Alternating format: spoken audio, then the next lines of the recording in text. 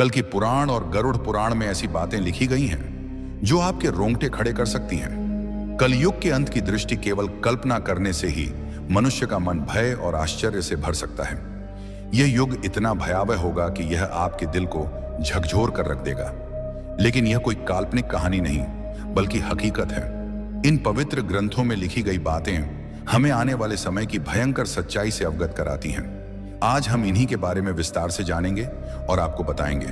हमारा निवेदन है कि इस जानकारी को अंत तक पढ़ें और हमारे साथ बने रहें। कलयुग के अंत की कहानी को जानने से पहले आइए कुछ उन पहलुओं को समझते हैं जो सृष्टि के इस चक्र को समझने में महत्वपूर्ण हैं। सबसे पहले हम उस कहानी को जानेंगे जो इन ग्रंथों में वर्णित है। इसके बाद हम आपको वे सभी मनोरंजक और भयावह दृश्य बताएंगे जो कलयुग के अंत में घटित होंगे। तो हमारे साथ बने रहें, क्योंकि यह यात्रा न केवल ज्ञानवर्धक होगी बल्कि आपको गहराई से सोचने पर भी मजबूर करेगी। हिंदू शास्त्रों में कलयुग की आयु 4,32,000 वर्ष मानी गई है। यह विवरण भागवत पुराण, एक विष्णु पुराण, लिंग पुराण और गरुड़ पुराण वश में मिलता है। कलयुग की शुरुआत महाभारत युद्ध के बाद द्वापर युग के अंत में मानी जाती है। वर्तमान में लगभग 5,000 वर्ष बीत चुके हैं और अभी भी लगभग 4,27,000 वर्ष शेष हैं। इन ग्रंथों में कलयुग के लक्षण, मानव व्यवहार और इसके अंत के संकेतों का वर्णन किया गया है, जो हमें इस युग की चुनौतियों के प्रति सचेत करते हैं। महाभारत के युद्ध की समाप्ति के पश्चात जब धर्मराज युधिष्ठिर हस्तिनापुर के सिंहासन पर आसीन हुए, उनके मन में सृष्टि के भविष्य को लेकर अनेक प्रश्न और चिंताएं उत्पन्न हुई। द्वापर युग अब समाप्ति की ओर था और कलयुग के आगमन के संकेत स्पष्ट रूप से दिखाई देने लगे थे। युधिष्ठिर को यह भय सता रहा था कि आने वाले युग में मानव जीवन का स्वरूप क्या होगा, धर्म की स्थिति क्या रहेगी और सत्य का क्या हश्र होगा। इस चिंता का समाधान पाने के लिए उन्होंने अपने चारों भाइयों भीम, अर्जुन, नकुल और सहदेव के साथ भगवान श्री कृष्ण से परामर्श करने का निश्चय किया। युधिष्ठिर ने अपने भाइयों को बुलाया। अर्जुन, जो हमेशा युद्ध के लिए तत्पर रहते थे, ने चिंतित स्वर में पूछा, हे बड़े भ्राता, आप इतने व्याकुल क्यों हैं? क्या किसी शत्रु ने हस्तिनापुर पर आक्रमण करने का दुस्साहस किया है? यदि ऐसा है तो आप आज्ञा दीजिए, मैं अभी जाकर उसका नाश कर दूंगा। युधिष्ठिर ने गहरी सांस लेते हुए कहा, हे अर्जुन, मैं तुम्हारे पराक्रम से भली भांति परिचित हूं। इस पृथ्वी पर कोई भी शत्रु इतना साहसी नहीं कि हस्तिनापुर पर आक्रमण का विचार भी करे। मेरी चिंता किसी बाहरी शत्रु से नहीं, बल्कि कलयुग के आगमन से है। मुझे यह भय सता रहा है कि आने वाले समय में मानव समाज किस दिशा में जाएगा, धर्म और सत्य की क्या स्थिति होगी। भीम, जो अपने बड़े भाई की हर चिंता में सहभागी होते थे, बोले, हे भैया, आपकी चिंता हमारे मन में भी भय और अनिश्चितता उत्पन्न कर रही है। कृपया हमें बताइए कि कौन सा संकट हमारे सामने है। युधिष्ठिर ने गंभीर स्वर में उत्तर दिया, हे भीम, तुम ठीक कहते हो। एक भयंकर संकट आने वाला है। मैं कल युग के प्रभावों के बारे में सोचकर चिंतित हूं। इसलिए मैंने निश्चय किया है कि हमें द्वारिकाधीश श्री कृष्ण के पास जाना चाहिए। केवल वही हमें इस चिंता से मुक्ति दिला सकते हैं। सभी पांडवों ने युधिष्ठिर की बात से सहमति जताई। अर्जुन ने कहा, आप सत्य कह रहे हैं भैया। श्री कृष्ण ही इस समय सबसे ज्ञानी और भविष्य दृष्टा हैं। हमें उनके पास जाना चाहिए। भीम ने भी उत्साहपूर्वक कहा, हे धर्मराज, मैं आपके साथ हूं। हम सब द्वारिका चलकर श्री कृष्ण से परामर्श करेंगे। इस प्रकार सभी पांडव द्वारिका की ओर प्रस्थान करने लगे। द्वारिका की पवित्र नगरी में पहुंचकर पांडवों का भगवान श्री कृष्ण ने हार्दिक स्वागत किया। युधिष्ठिर ने उनके चरणों में प्रणाम करते हुए कहा, हे केशव, आपको बारंबार नमस्कार। आप तो अंतर्जनानी हैं। द्वापर युग अब समाप्त होने वाला है और कल युग के संकेत दिखाई दे रहे हैं। मैं यह जानना चाहता हूं कि कल युग में मानव का स्वभाव और आचरण कैसा होगा, वह किन कर्मों में लिप्त होगा और मोक्ष प्राप्ति के लिए उसे क्या करना होगा। श्री कृष्ण ने मुस्कुराते हुए कहा, हे धर्मराज, आपकी जिज्ञासा उचित है। कलयुग के प्रभावों को समझना अत्यंत महत्वपूर्ण है, किंतु इसका उत्तर मैं आपको सीधे नहीं दे सकता। इसके लिए आपको और आपके भाइयों को कुछ विशेष अनुभव प्राप्त करने होंगे। युधिष्ठिर ने उत्सुकता से पूछा, हे माधव, आप जिस प्रकार की परीक्षा की बात कर रहे हैं, उसके लिए हमें क्या करना होगा? श्री कृष्ण ने कहा, हे महाराज, आपको और आपके चारों भाइयों को अलग अलग दिशाओं में स्थित घने और रहस्यमय वनों में जाना होगा। वहां आपको कुछ विचित्र और अद्भुत दृश्य दिखाई देंगे। उन अनुभवों को मेरे पास लौटकर साझा करें, तब मैं आपको कलयुग के प्रभावों के बारे में विस्तार से बताऊंगा। युधिष्ठिर ने कहा, जैसी आपकी आज्ञा केशव। आप जिस स्थान की ओर संकेत करेंगे हम वहां जाने को तैयार हैं। श्री कृष्ण ने कहा, आप और आपके भाई अलग अलग दिशाओं में जाइए। वहां भयंकर वन है। उनमें कोई असामान्य घटना दिखे तो उसे मेरे पास लौटकर बताइए। मैं आपको कलयुग का रहस्य समझाऊंगा। पांडवों के वन में अनुभव। श्री कृष्ण की आज्ञा का पालन करते हुए पांडव अपने रथों से उतरे और पैदल ही वन की ओर चल पड़े। वन का वातावरण शांत किंतु रहस्यमय था। पांडव अलग अलग दिशाओं में गए ताकि अधिक से अधिक अनुभव प्राप्त कर सकें। युधिष्ठिर का अनुभव। युधिष्ठिर को एक घने वन में एक विचित्र दृश्य दिखा। उन्होंने एक विशालकाय हाथी देखा जिसके 2 सूंड थे। यह हाथी अपनी दोनों सूंडों से वन के पेड़ों को उखाड़ रहा था, मानो उसकी शक्ति अतुलनीय हो। युधिष्ठिर आश्चर्यचकित हो गए और सोचने लगे कि यह दृश्य क्या संकेत देता है। अर्जुन का अनुभव। अर्जुन एक शांत और सुंदर वन में पहुंचे जहां पक्षियों की मधुर चहचहाहट गूंज रही थी। वहां उन्होंने एक विशाल पक्षी देखा जिसके पंखों पर वेदों की रचाएं लिखी थीं, किंतु यह पक्षी मृत जीवों का मांस खा रहा था। अर्जुन ने सोचा, यह कैसा विरोधाभास है। एक ओर वेदों का ज्ञान, दूसरी ओर मांसाहार। भीम का अनुभव। भीम एक हरे भरे चारागाह में पहुंचे जहां गायों का झुंड चल रहा था। वहां उन्होंने देखा कि एक गाय ने बछड़े को जन्म दिया और उसे इतनी जोर से चाटने लगी कि बछड़ा लहूलुहान हो गया। भीम ने सोचा, यह कैसी ममता है जो अपने ही बच्चे को घायल कर रही है। सहदेव का अनुभव। सहदेव एक शांत जलाशय के पास पहुंचे जहां 7 कुएं थे। 6 कुओं में पानी भरा था, किंतु सबसे गहरा बीच वाला कुआं पूरी तरह सूखा था। सहदेव ने इस दृश्य को देखकर सोचा कि यह क्या संकेत देता है। नकुल का अनुभव। नकुल एक पर्वतीय क्षेत्र में पहुंचे जहां ऊंचे ऊंचे पर्वतों पर हरे भरे वृक्ष थे।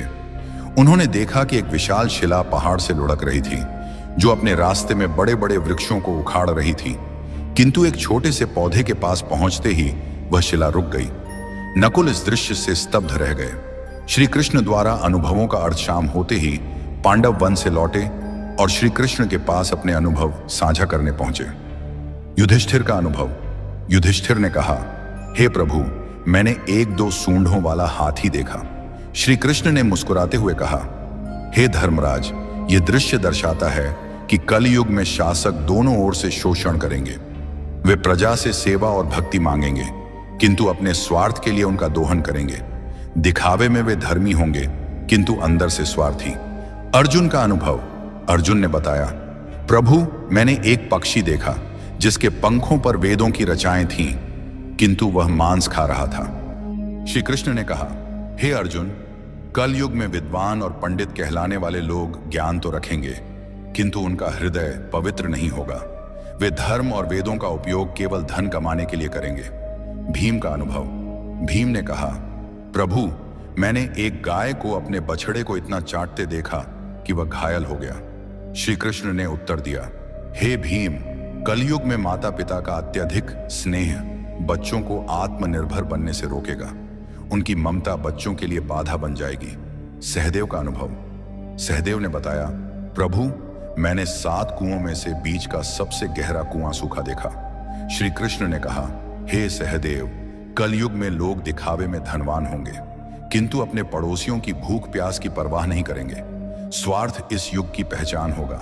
नकुल का अनुभव। नकुल ने कहा, प्रभु, एक विशाल शिला बड़े बड़े वृक्षों को उखाड़ रही थी, किंतु एक छोटा पौधा उसे रोक देता है। श्री कृष्ण ने कहा, हे नकुल, कलयुग में धन और सत्ता मनुष्य के पतन को नहीं रोक पाएंगे, किंतु भगवान का नाम और सच्ची भक्ति जो एक छोटे पौधे के समान है उसे बचा सकती है। गरुड़ पुराण में एक प्रसंग में गरुड़ जी ने भगवान विष्णु से प्रश्न किया, हे प्रभु, 4 युगों सतयुग, त्रेता युग, द्वापर युग और कल युग में कलयुग को सबसे भयावह क्यों माना जाता है? इसके अंत के क्या संकेत होंगे और यह युग कैसे समाप्त होगा? भगवान विष्णु ने उत्तर दिया, हे गरुड़, कलयुग में अधर्म, स्वार्थ और पाप का बोलबाला होगा, इसके अंत के समय कुछ विशेष संकेत प्रकट होंगे जो सृष्टि के विनाश की ओर इशारा करेंगे। आइए इन 5 प्रमुख संकेतों को एक एक करके विस्तार से समझते हैं। 1. मानव आयु का ह्रास। कल युग के अंत में मानव जीवन की आयु अत्यंत कम होकर मात्र 20 वर्ष रह जाएगी। लोग 12 वर्ष की आयु में ही वृद्धावस्था के लक्षण दिखाने लगेंगे।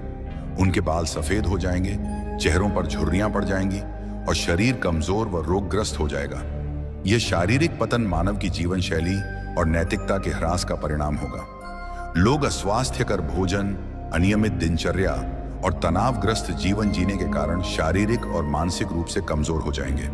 स्त्रियां 8 से 9 वर्ष की अल्पायु में ही संतान को जन्म देने लगेंगी, लेकिन उनकी शारीरिक स्थिति इतनी कमजोर होगी कि वे बच्चों का पालन पोषण ठीक से नहीं कर पाएंगी।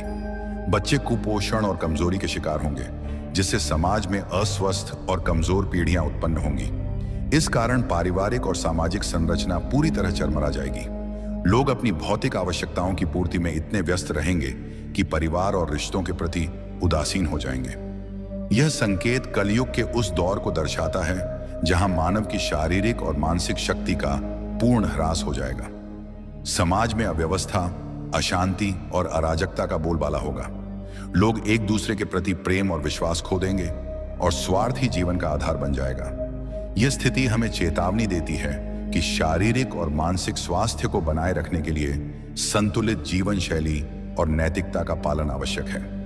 2.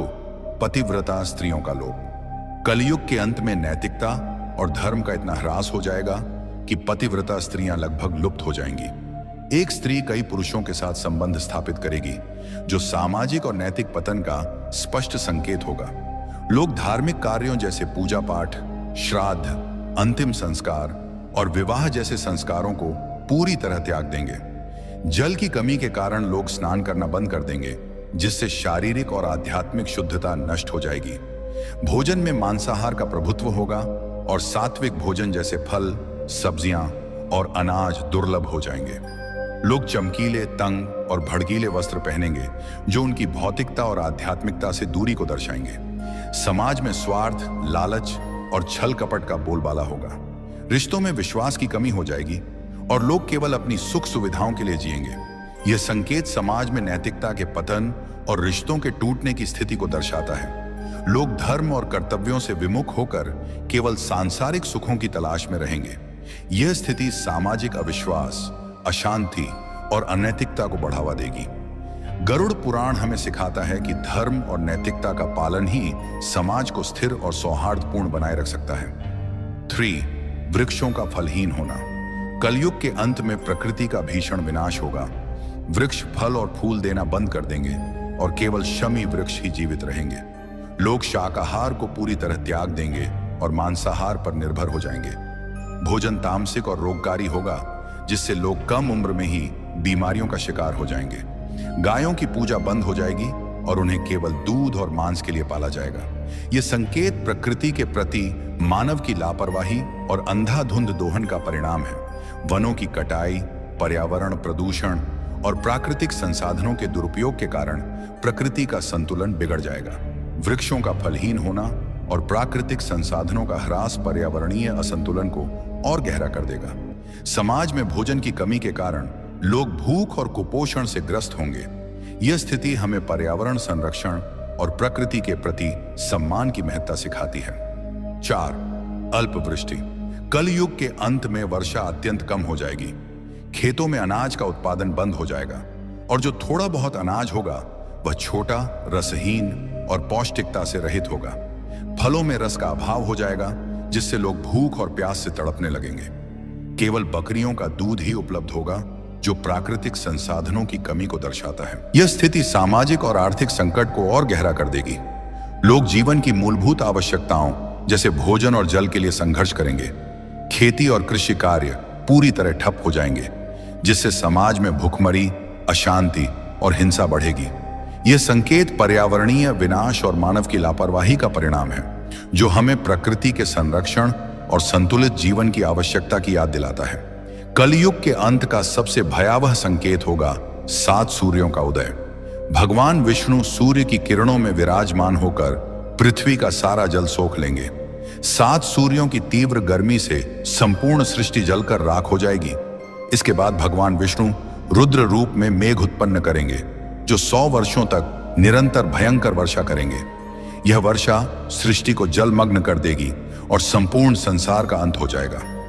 यह प्रलय सृष्टि के चक्र का एक हिस्सा है, जो संहार के बाद नई शुरुआत की ओर ले जाता है। जब पाप और अधर्म अपनी चरम सीमा पर पहुंच जाएंगे, तब सृष्टि का अंत अनिवार्य हो जाएगा।